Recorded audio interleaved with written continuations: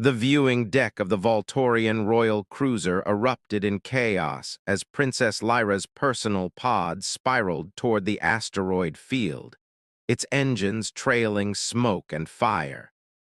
Queen Valeria stood frozen at the observation window, her cobalt blue skin paling to an almost silver hue as she watched her daughter's vessel tumble helplessly through space.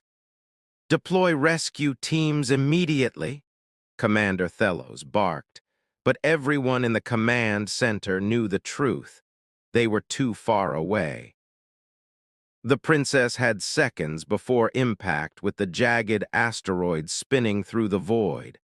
Then, impossibly, a small human cargo ship cut across their sensors. Marcus Chen had been running supplies between mining stations for 3 years, and in that time he'd seen plenty of close calls, but nothing quite like this. His proximity alarms screamed as the elegant Voltorian pod careened past his starboard side, its hull already buckling from the heat of failing atmospheric shields. He didn't think. Didn't calculate the odds or consider the diplomatic nightmare of interfering with royal business. He just acted. His fingers flew across the controls, killing his main engines and firing maneuvering thrusters in a pattern that would have made his old flight instructor weep. The cargo ship, the Wandering Star, wasn't built for fancy flying, but Marcus had spent enough lonely nights tweaking her systems to coax performance her designers never imagined. The ship groaned in protest as he matched the pod's chaotic spin, aligning his cargo bay doors with its trajectory. "Come on, baby," he muttered, sweat beading on his forehead as asteroids the size of buildings whistled past his cockpit. "Just a little closer." The pod slammed into his cargo bay with a metallic shriek that echoed through the ship's hull.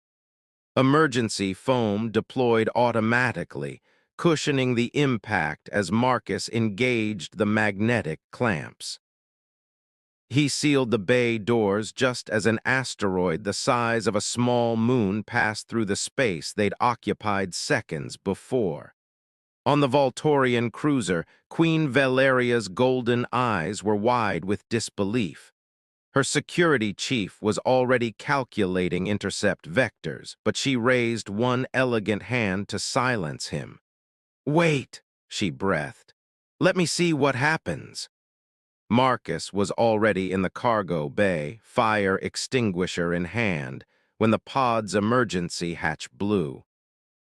Thick purple smoke billowed out, and he dropped the extinguisher to help the figure stumbling from the wreckage.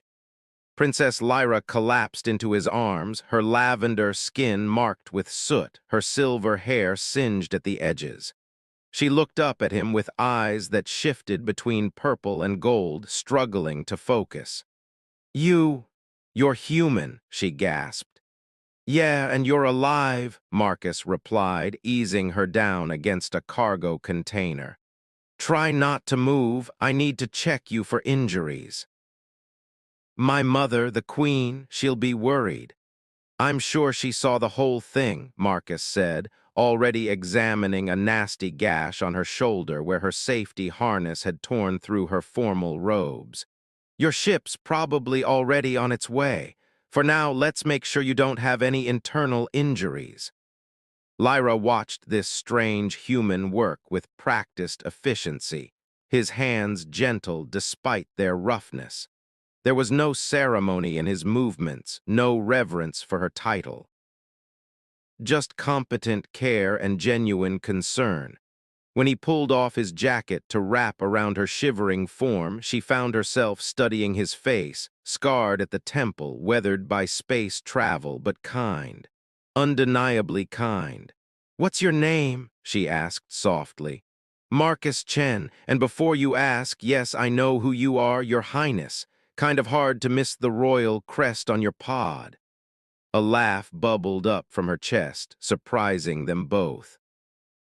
You just performed the most spectacular rescue in Voltorian history, and you're worried about protocol? Marcus shrugged, a small smile tugging at his lips. I'm more worried about that shoulder. This is going to sting.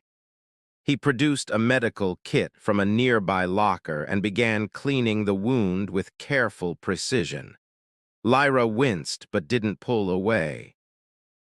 Instead, she found herself talking about the diplomatic summit she'd been returning from, about the sabotage her security team suspected, about her fear in those final moments before impact. Marcus listened, his steady presence somehow making the cargo bay feel less cold and industrial.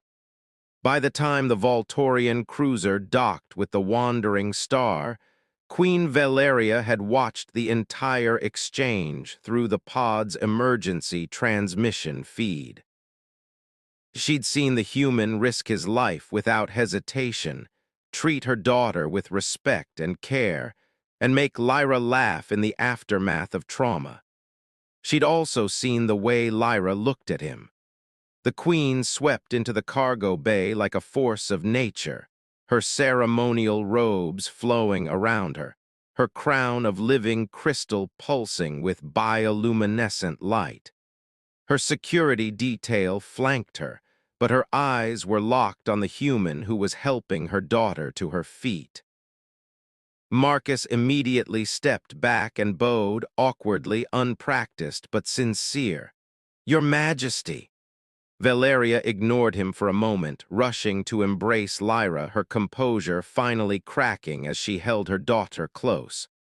"My star, my precious star," she whispered in Voltorian, her voice thick with emotion. "I'm all right, Mother," Lyra assured her. "Because of him."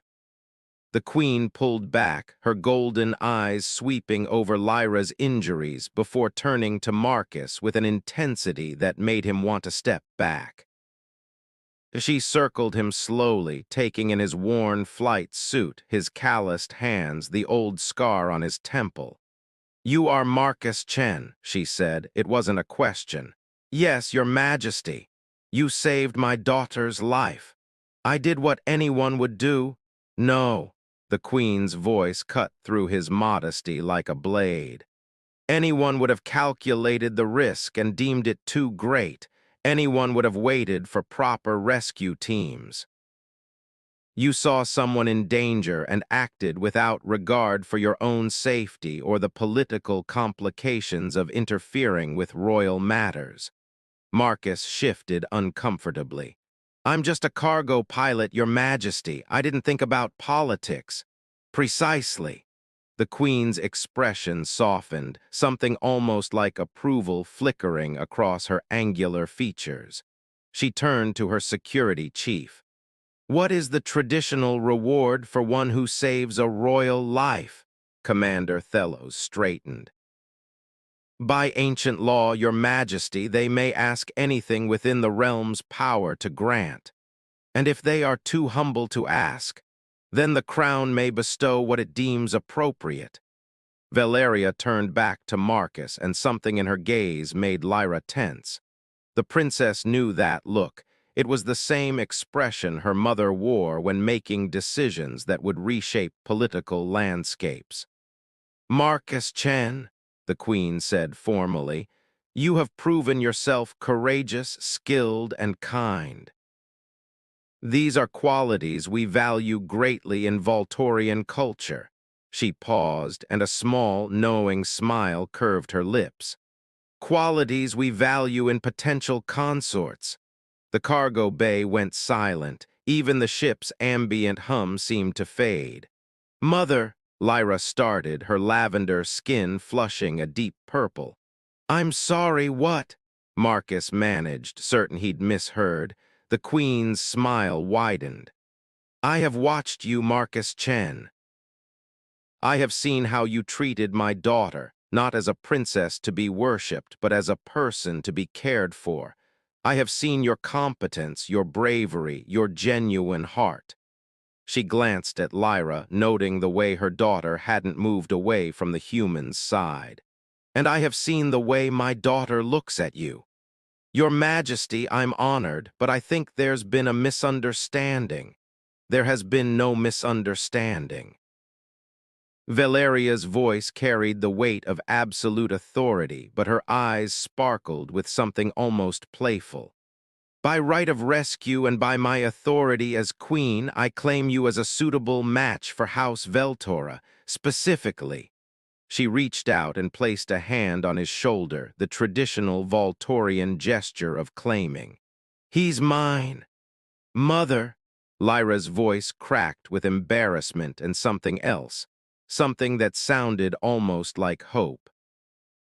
That is, the queen amended, glancing at her daughter with barely concealed amusement. He will be yours, my star, if you wish it, but first he belongs to our house. The claiming has been made before witnesses. Marcus looked between the queen and the princess, his mind reeling. Don't I get a say in this?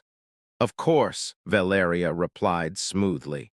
You may refuse the claiming, however, that would be unprecedented and possibly insulting to the crown.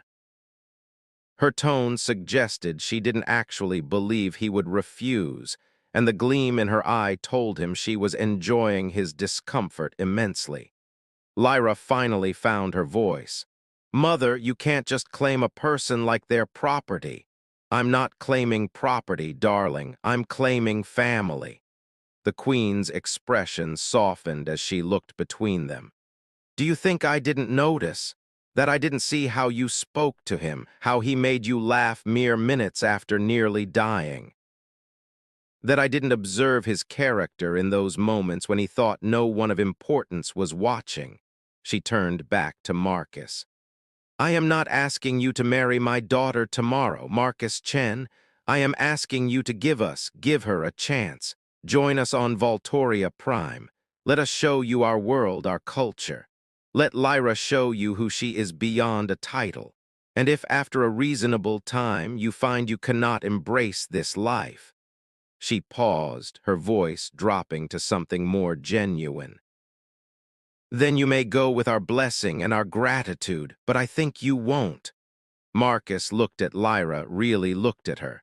She was biting her lower lip, her golden purple eyes wide with a mixture of mortification and barely concealed longing. She'd been through hell and back in the last hour, but she was looking at him like he might be worth the risk of hoping. Your Highness, he said softly, what do you want? Lyra's breath caught. No one had asked her that. Not about the diplomatic summit, not about her rescue, not about any of this. She glanced at her mother, then back at Marcus. I want to know the man who flies into asteroid fields to save strangers. I want to hear the stories behind that scar. I want to understand how someone can be so calm in the face of chaos. Her voice dropped to nearly a whisper. I want a chance. Marcus felt something shift in his chest. He'd spent 3 years in the black, running from a past that hurt too much to face, convincing himself that solitude was safety. But standing in his cargo bay, covered in soot and facing down an alien queen who just claimed him like a prize, with a princess looking at him like he was something precious, he realized he was tired of running. Okay, he said quietly. Okay, I'll give it a chance. The smile that broke across Lyra's face was radiant enough to light the cargo bay. Valeria nodded with satisfaction, as if she'd never doubted the outcome. Excellent. Commander Thelos, please ensure Mr. Chen's ship is properly secured and towed to Voltoria Prime. He'll be traveling with us. The queen moved toward the exit, then paused and looked back at Marcus. Oh, and Marcus, thank you, not as a queen to a subject, but as a mother to the man who saved her daughter's life. You have my gratitude, and now, it seems, you also have my daughter's attention. Try to be worthy of both. As the queen swept out with her entourage, Lyra stepped closer to Marcus, a shy smile playing at her lips.